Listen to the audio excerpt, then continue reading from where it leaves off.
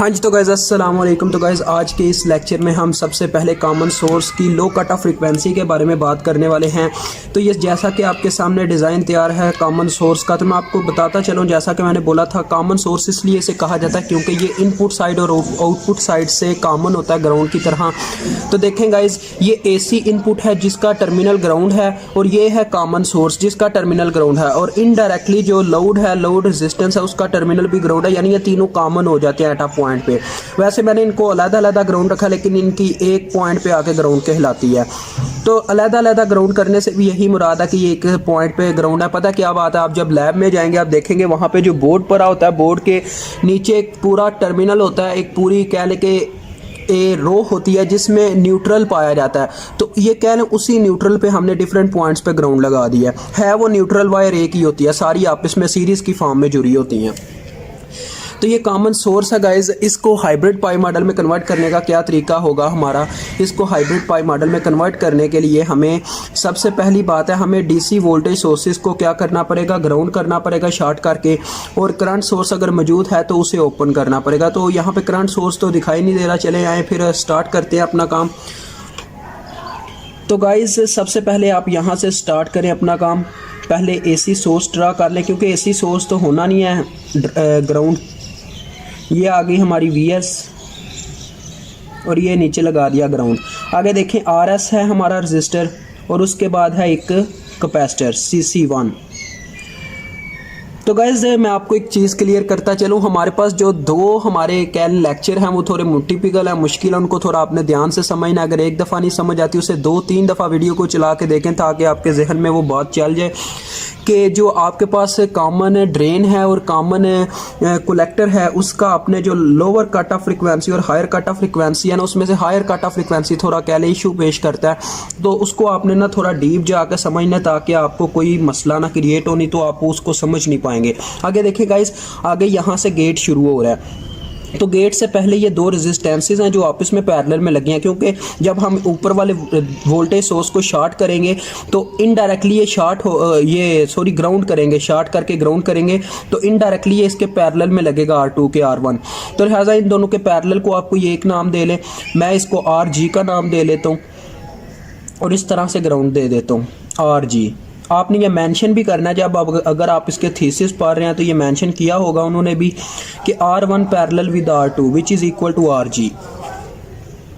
अब आगे गेट का टर्मिनल शुरू हो रहा है, तो ये गेट आ गया।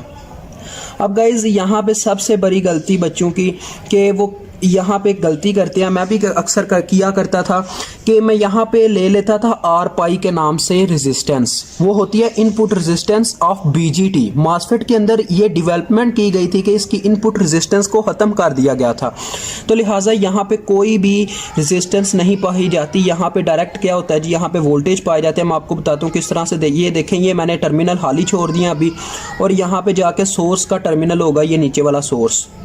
अब इसके अक्रॉस कौन से वोल्टेज पाए जाएंगे, देखें G से लेके S तक के वोल्टेज VGS,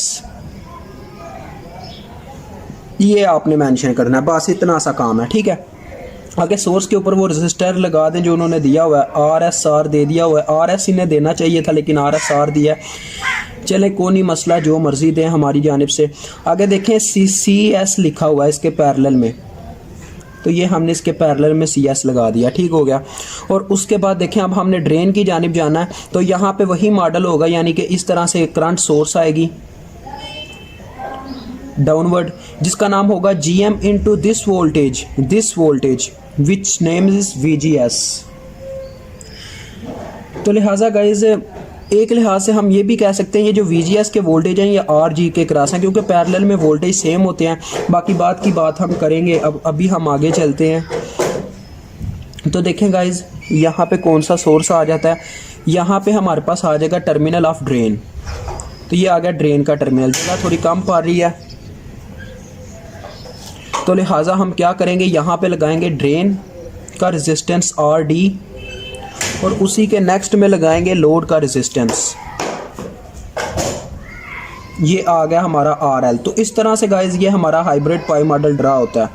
अब मैंने ये किसके लिए ड्रा किया, लो कट ऑफ फ्रिक्वेंसी के लिए, लेकिन इसमें भी एक मिस्टेक आप बता सकते हैं तो बता दें मुझे कमेंट्स में जाके, कमेंट सेक्शन में। अब थोड़ा टाइम मैंने दिया, अगर आपने बता दिया तो काफ़ी गुड है, आपने समझा हुआ है इस चीज़ को। मैंने क्या गलती किया, मैंने CC2 को ड्रा नहीं किया, मेंशन नहीं किया इसके सेंटर में CC2।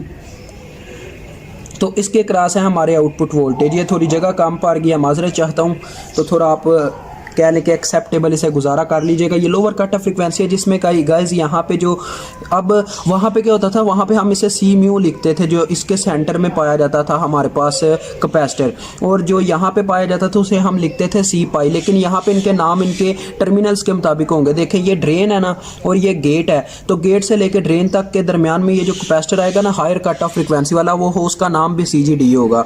तो मिलर्स थ्योरम कॉमन सोर्स पे भी अप्लाई होता है और कॉमन एमिटर पे भी, तो इस वजह से ना मिलर्स थ्योरम इनको आसान कर देता है हायर कट ऑफ फ्रीक्वेंसी इसके कंसेप्ट को।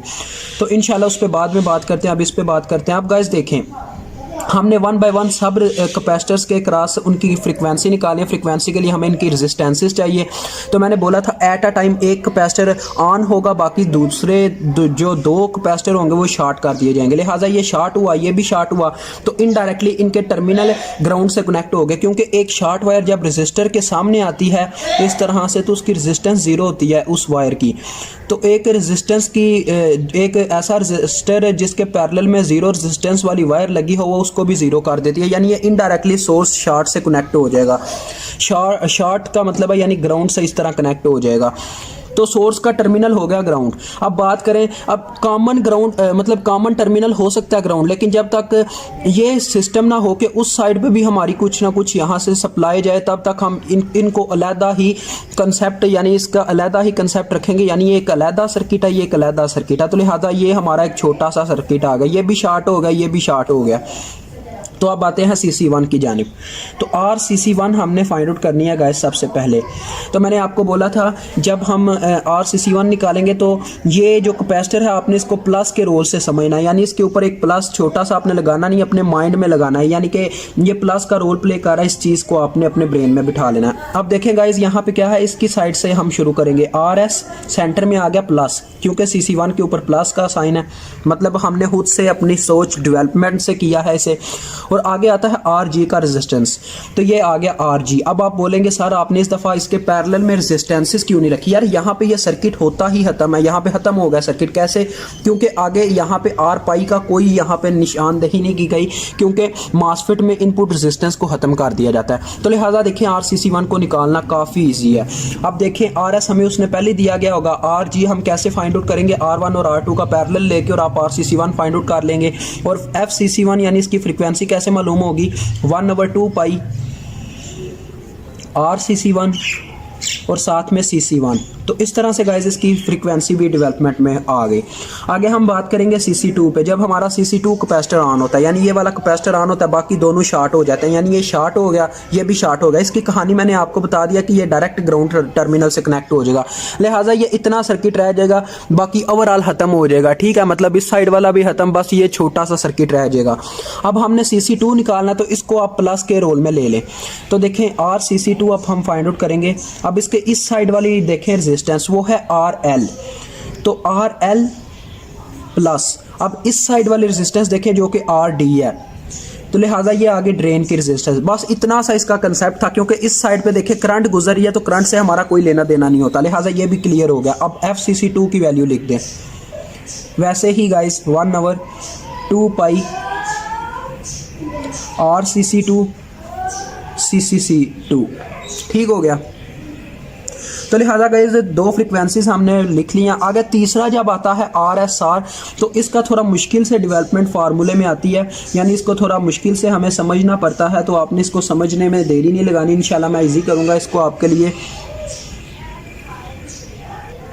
तो लिहाजा गाइस अब हम बात करेंगे CS की, कैसे आपने रेजिस्टेंस निकालनी है।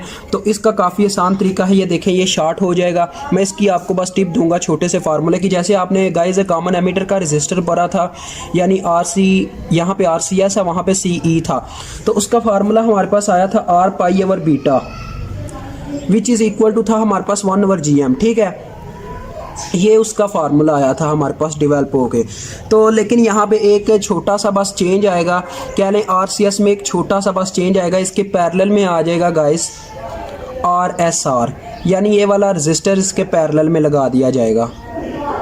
वहाँ पे भी मेरे ख्याल में गाइस एक दफ़ा मुझे चेक करने दें, मेरे ख्याल में वहाँ पे भी RE उसके पैरेलल में लगा था, अब मुझे सही याद नहीं है, मैं एक दफ़ा चेक करता हूँ।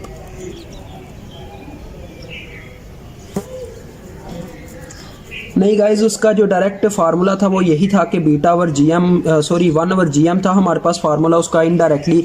और आपने बस ये छोटा सा एक स्टेप याद रखना कि जब हमने RCS मालूम करना है तो इसमें हमें RSR यानी जो भी सोर्स के क्रॉस रजिस्टर लगा होगा उसको 1 ओवर GM के पैरेलल में लगा देना, तो आपकी ये वाली रेजिस्टेंस मालूम हो जाएगी। कह लें कुछ टिप्स हैं, कह लें कि टेंशन लेने वाली बात नहीं है, इसकी मैं एक अलहदा वीडियो तैयार करूँगा, यानी वो फार्मूलाज जिन्हें आपको याद करना पड़ेगा उसकी एक अलहदा वीडियो बनाई जाएगी ताकि आपको पता लगे कि कौन कौन से फार्मूलाज मैंने बोले हैं कि याद रखने हैं। तो लिहाजा इसको आपने याद कर लेना है। तो यहाँ से हम फ्रीक्वेंसी का फार्मूला लिखेंगे FCS का 1 ओवर 2 पाई RCS साथ में CS। तो गाइस देखें क्या होगा जी, अब मैंने आपको बोला था इन तीनों में से जोन सी फ्रीक्वेंसी भरी होती है वो लोअर कट ऑफ फ्रीक्वेंसी के बराबर होती है। तो लिहाजा अगर इसका आंसर आता है 10 हर्ट्स और इसका आ जाता है कह लें 20 हर्ट्स और इसका आ जाता है 100 हर्ट्स, तो आपने इनडायरेक्टली लिख देना जी FL is equal to FCS। ठीक हो गया। तो ये इस तरह से आपका क्वेश्चन होता है हल। इसका कह लें थीसिस हो गया हमारे लोअर कट ऑफ फ्रीक्वेंसी के। इंशाल्लाह मिलेंगे हायर कट ऑफ फ्रीक्वेंसी के साथ, यानी कि मिलर्स मेथड के